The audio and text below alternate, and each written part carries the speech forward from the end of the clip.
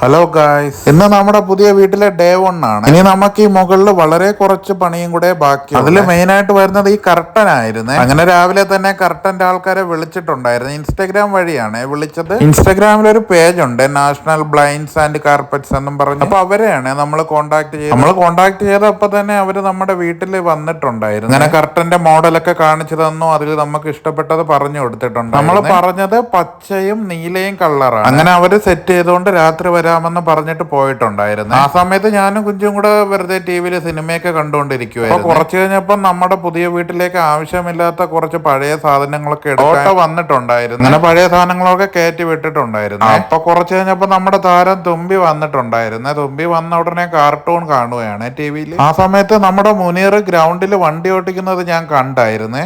ഇതുപോലത്തെ വണ്ടി ഓടിച്ചിട്ടുണ്ടോടാ?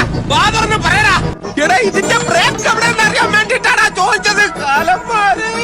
അങ്ങനെ കുറച്ച് കഴിഞ്ഞപ്പോ നമ്മുടെ അക്കു വന്നിട്ടുണ്ടായിരുന്നേ. അക്കു അമ്മൂസും കൂടെ കാനൂര് പോയിട്ട് ഇപ്പൊ വന്നതേ ഉള്ളായിരുന്നു. അങ്ങനെ കുറച്ച് കഴിഞ്ഞപ്പോ മമ്മുവും വന്നിട്ടുണ്ടായിരുന്നു. അങ്ങനെ നമ്മളെല്ലാരും കൂടെ സർവമായ സിനിമ കണ്ടുകൊണ്ടിരിക്കുവായിരുന്നേ. അങ്ങനെ രാത്രി ആയപ്പോ നമ്മൾ രാവിലെ പറഞ്ഞ കർട്ടൻ റെഡിയാക്കി കൊണ്ടുവന്നിട്ടുണ്ടായിരുന്നേ. നമ്മുടെ ഈ കർട്ടൻ ഇഷ്ടപ്പെട്ട കമന്റ് ചെയ്യണേ. അങ്ങനെ പിന്നെ രാത്രി ആയപ്പോ വിചാരിച്ചു തട്ടുദോശ കഴിക്കാൻ പോകുന്നേ. അപ്പൊ പോകുന്ന വഴി കണ്ടതാണ് ഒരുപാട് പന്നിക്കൂട്ടങ്ങളുണ്ട്. അങ്ങനെ ഞാനും കുഞ്ചുവും ചിംജിയണ്ണും സനാത്തെ ആദ്യം അമ്പതയും കൂടെയാണ് തട്ടുദോശ കഴിക്കാൻ പോയത്. നമ്മൾ പോയത് നന്ദിയോട് കഴിഞ്ഞ് പാലോട് പോകുന്ന റൂട്ടിലുള്ള പ്ലാവറ എന്ന് പറയുന്ന സ്ഥലത്തുള്ള ശാസ്ത തട്ടുകടയിലാണ്.